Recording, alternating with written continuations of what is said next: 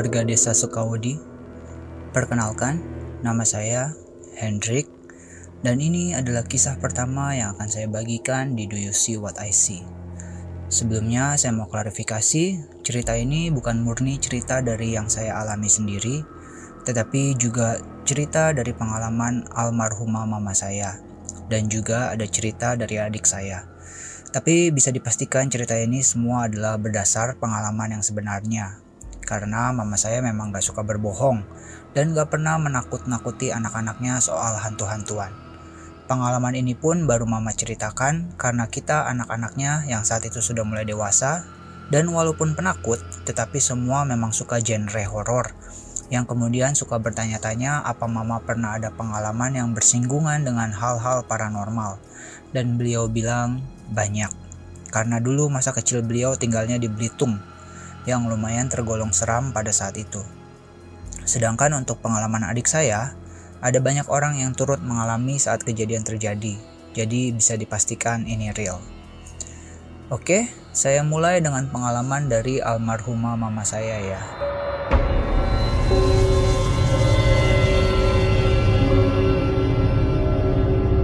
Beliau bercerita saat beliau masih kecil, sekitar umur 9 atau 10 tahunan.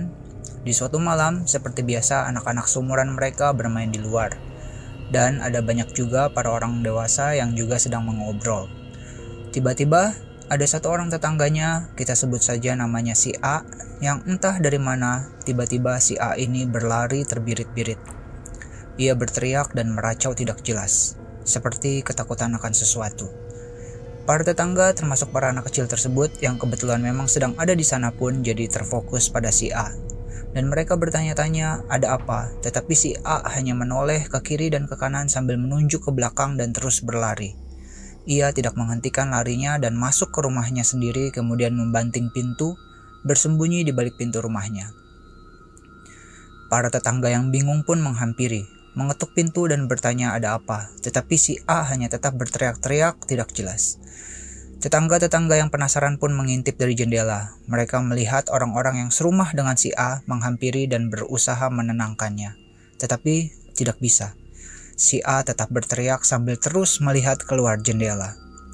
Setelah beberapa lama berteriak, si A pun akhirnya pingsan tanpa bisa memberi penjelasan apa-apa. Dia jatuh sakit dan mengalami demam tinggi. Setelah beberapa hari, si A pun kemudian siuman. Kondisinya membaik dan sudah tenang kembali. Ia pun menceritakan ada apa sebenarnya. Jadi ternyata saat itu si A ingin melakukan sesuatu hal yang tidak baik. Tepatnya ia ingin mencuri di rumah salah satu warga.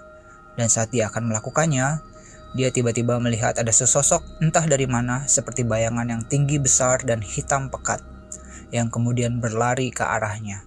Spontan, ia lari sekencang-kencangnya sambil berteriak ketakutan. Bahkan ketika sudah di tempat yang ramai dan ada banyak warganya pun, sosok itu masih tetap mengejar.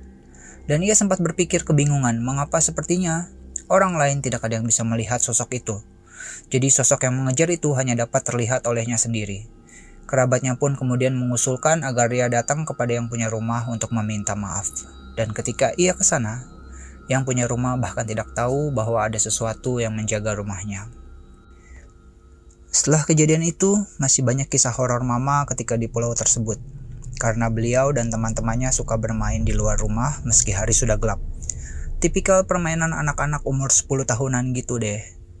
Mereka tergolong badung, dan saking badungnya mereka sampai sangat suka main jelangkung. Saat itu mereka main pakai keranjang, main malam-malam di bawah pohon.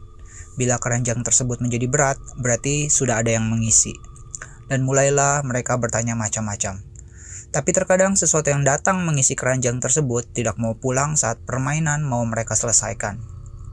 Bila itu terjadi, maka beliau dan teman-temannya akan meninggalkan begitu saja keranjang tersebut, digantungkan di pohon.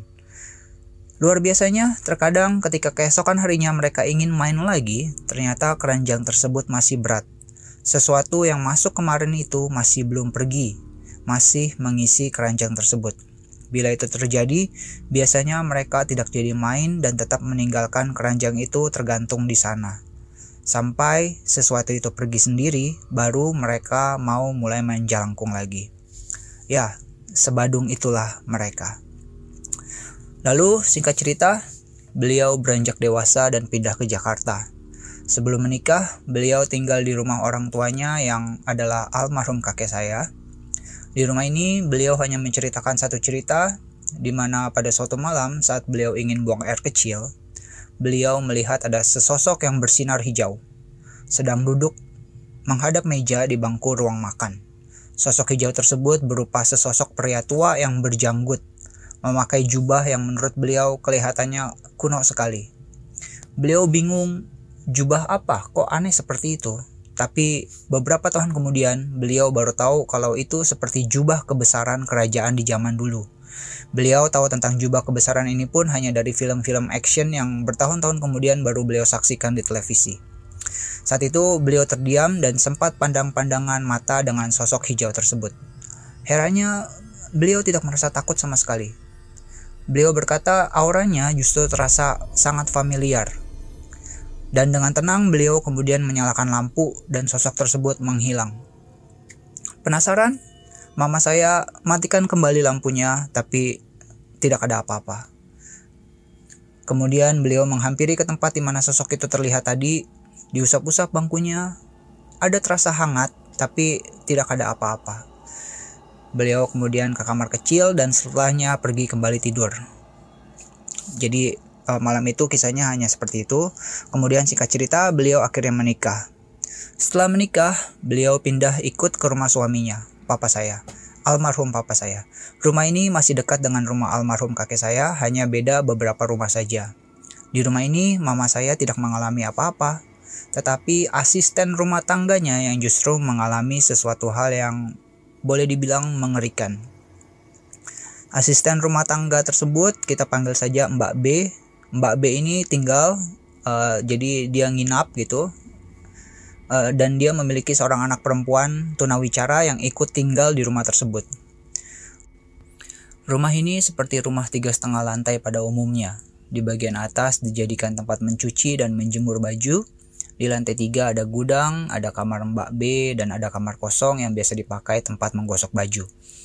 Menurut cerita yang diceritakan oleh Mbak B tersebut, suatu sore ketika ia baru saja selesai sholat di ruang menggosok baju dan ingin melanjutkan menggosok baju, ia mendengar samar-samar seperti ada suara erangan dan tangisan anaknya. Tanpa beranjak dari kamar menggosok, ia memanggil anaknya tetapi tidak ada balasan.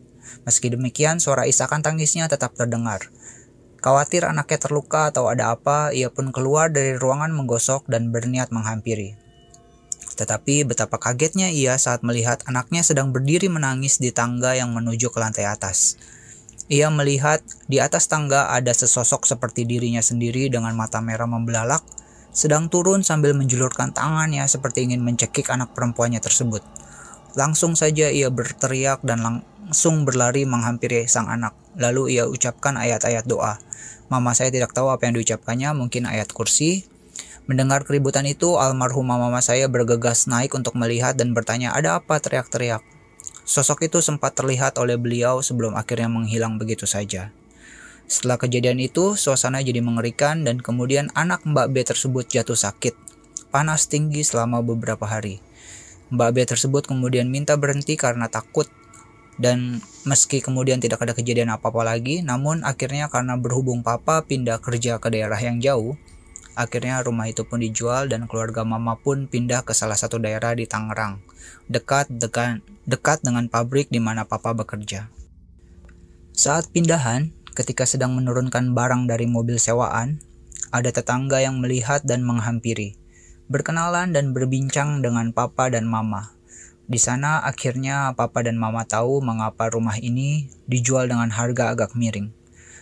Ternyata karena keluarga pemilik pertama rumah ini semuanya terbunuh di rumah ini, dan menurut kisah dari tetangga tersebut, sebelum keluarga kami sudah ada beberapa keluarga lain yang membeli dan menempati rumah ini, tetapi entah mengapa tidak ada yang betah. Mengetahui itu, papa dan mama jadi agak ngeri. Tapi ya mau bagaimana lagi, sudah deal, sudah dibayar. Jadi akhirnya tinggallah mereka di sana. Rumah ini besar dan membentuk seperti huruf kapital D. Ada 2 pohon jambu air di halaman depan, dan ada 1 pohon, saya lupa pohon apa yang ada di halaman belakang. Halaman belakang ini tanpa atap, terletak di ujung kiri bagian rumah, dan sepertinya pemilik-pemilik sebelumnya menjadikan tempat ini sebagai tempat mencuci dan menjemur, dan Mama pun memutuskan mengikuti yang sudah ada. Malam pertama tidak terjadi apa-apa. Subuhnya Mama bangun dan mencuci di halaman belakang. Mungkin karena sudah terbiasa tinggal di Belitung, beliau jadi berani meski di tempat baru. Saat menjemur, beliau merasa ada sesuatu yang lewat berkelebat di belakangnya. Berulang kali bolak-balik.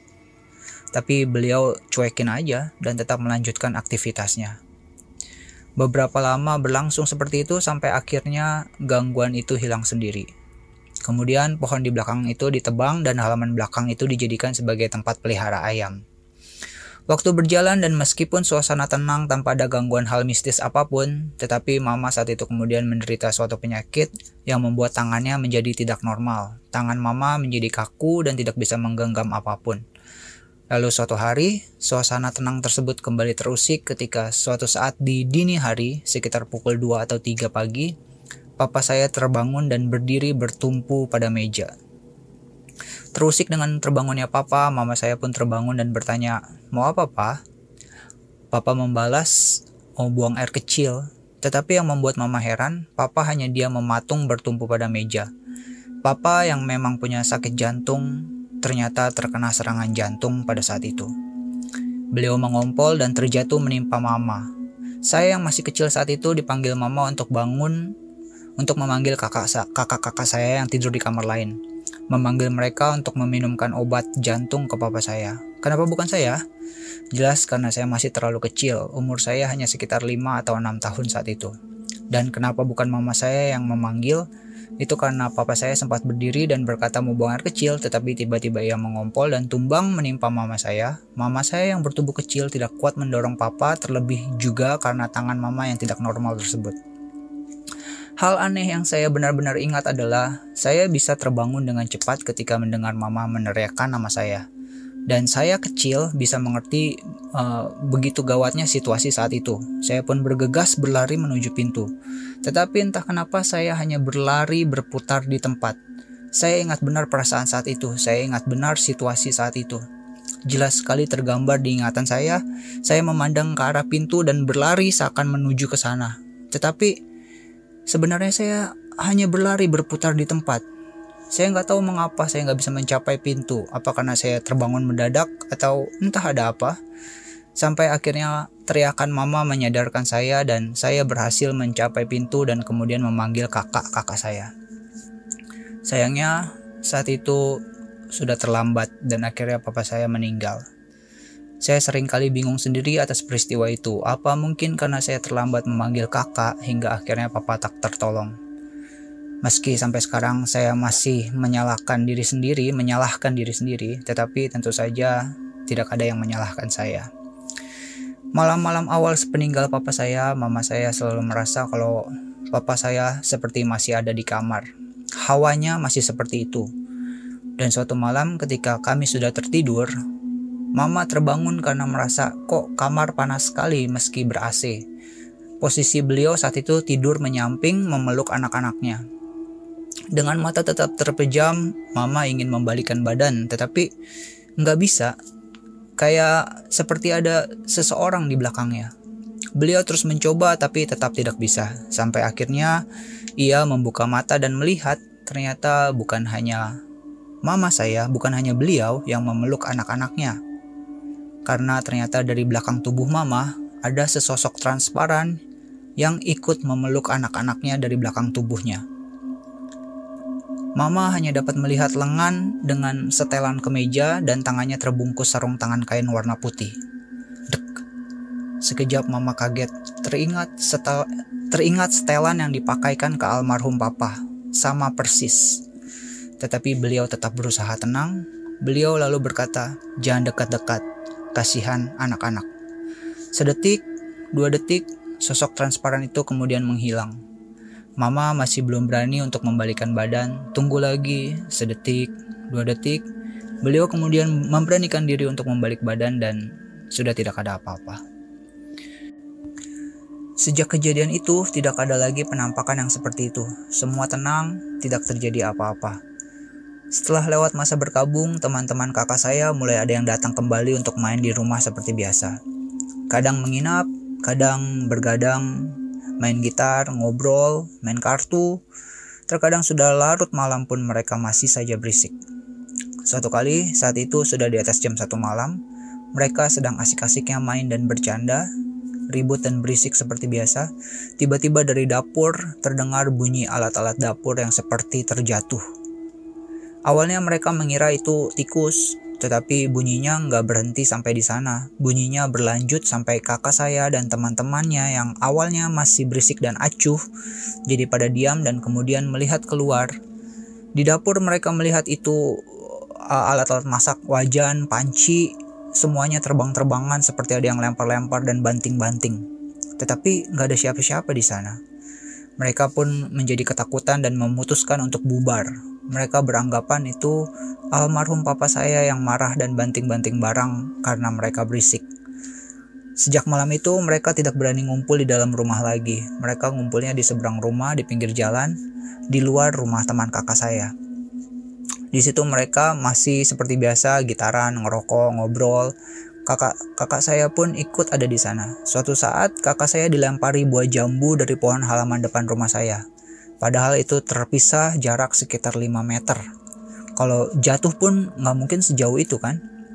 Penasaran, kakak saya mengambil jambu air tersebut. Anehnya jambu itu sama sekali tidak lecet dan tidak bonyok. Dan meskipun saat itu ramai, buah itu bisa tepat jatuh di depan kakak saya. Kedua kakak saya langsung pulang karena mereka pikir mungkin sudah disuruh pulang. Ya, kejadian-kejadian seperti itu terjadi beberapa kali sampai akhirnya karena satu dan lain hal, mama memutuskan untuk pindah. Pindah kembali ke rumah kakek saya yang dulu pernah ditinggali mama sebelum menikah. Bedanya saat ini kakek sudah meninggal dan sumur sudah ditutup. Saat itu saya masih berumur 6 atau 7 tahun. Kesan pertama di rumah ini ya karena asing, jadi agak takut dan seram.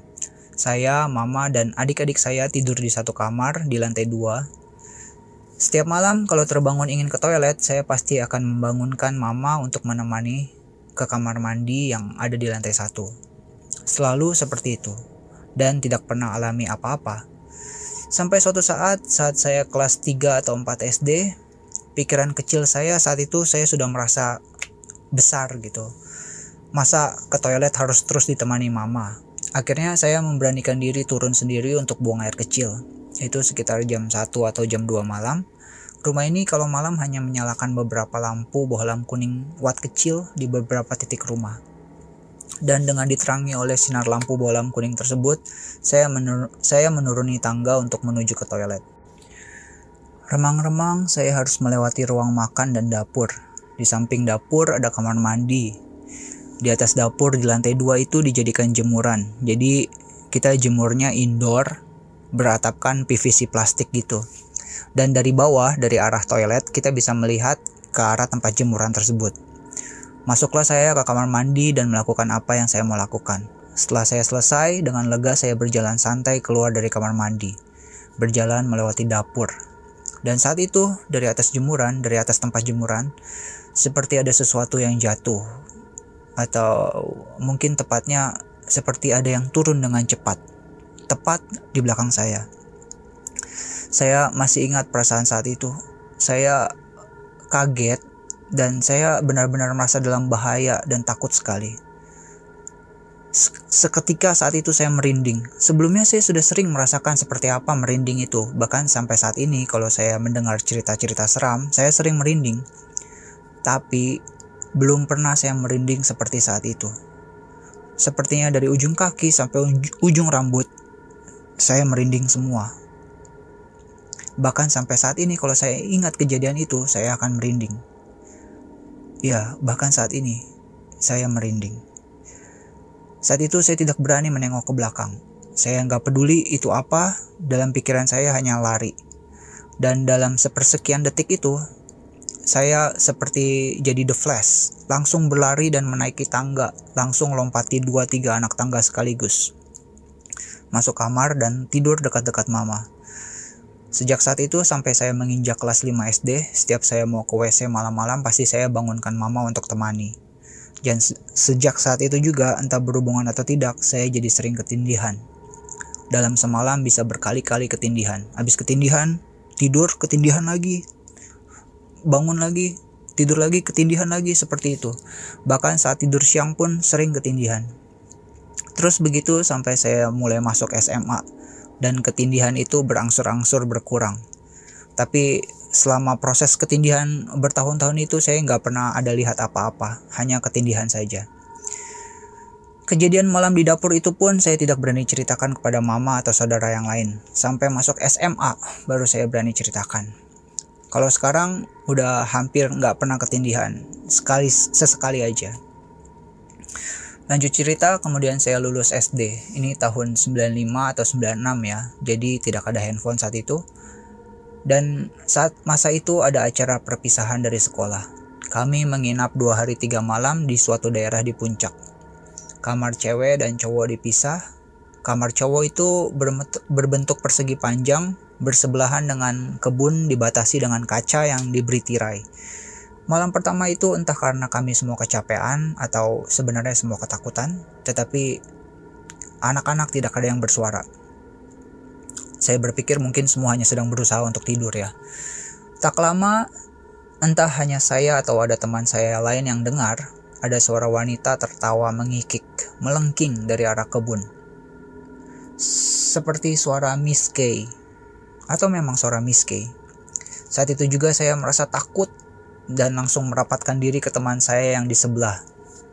Awalnya setelah suara itu terdengar, suasana hening saja, nggak ada apa-apa. Tapi anehnya nggak lama kemudian semua teman saya seperti terbangun dan semua mulai mengobrol dan bercanda. Entah, saya nggak tahu apa ada yang membahas soal tawa itu, tapi saya berkesimpulan semua mungkin dengar dan semua hanya berusaha menghilangkan ketakutan gitu loh. Ya, hal-hal paranormal yang saya alami hanya yang seperti itu saja. Tapi sekali pernah saya bermimpi seram. Ini waktu saya sudah mulai bekerja ya. Saya pernah bermimpi seram. Lupa pastinya saya mimpi tentang apa. Ketika terbangun, di pergelangan tangan saya ada tanda merah berbekas seperti ada jari yang menggenggam. Saya pikir ini hanya tanda bekas ketindihan oleh tangan saya sendiri. Tapi biasanya bila memang seperti itu, pasti berasa kesemutan atau kebaskan tangannya. Tapi ini enggak, dan tandanya benar-benar seperti bekas genggaman. Saya nggak pikirin lagi dan saya pergi mandi aja seperti biasa buat pergi kerja. Saat di kamar mandi, gayung yang ada di pinggiran bak mandi bergerak sendiri. Itu benar-benar bergerak sendiri.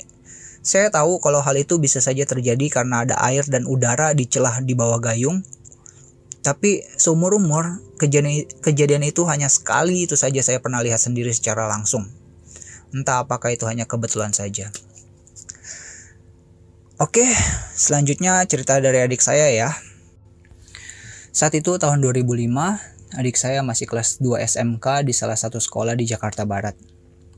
Setelah jam istirahat kedua, kira-kira jam 12:30-an, pelajaran dimulai kembali dan saat itu adik saya pelajaran bahasa Inggris. Kelas adik saya berada di tengah dihimpit oleh 2 kelas lain.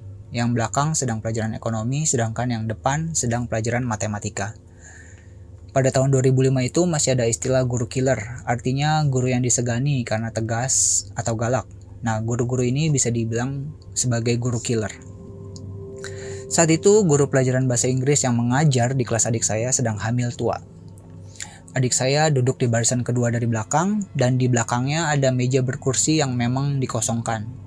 Kan biasanya di kelas-kelas seperti itu ya, ada meja dan kursi yang memang kosong gitu untuk cadangan, siapa tahu ada meja dan kursi lain yang rusak dan itu dipakai untuk pengganti gitu loh. Nah, saat sedang serius-seriusnya belajar, tiba-tiba adik saya dan teman yang sebangku dengannya mendengar ada suara tangisan anak kecil perempuan tepat dari meja di belakangnya. Jadi dari meja kosong itu kedengaran suara anak kecil nangis.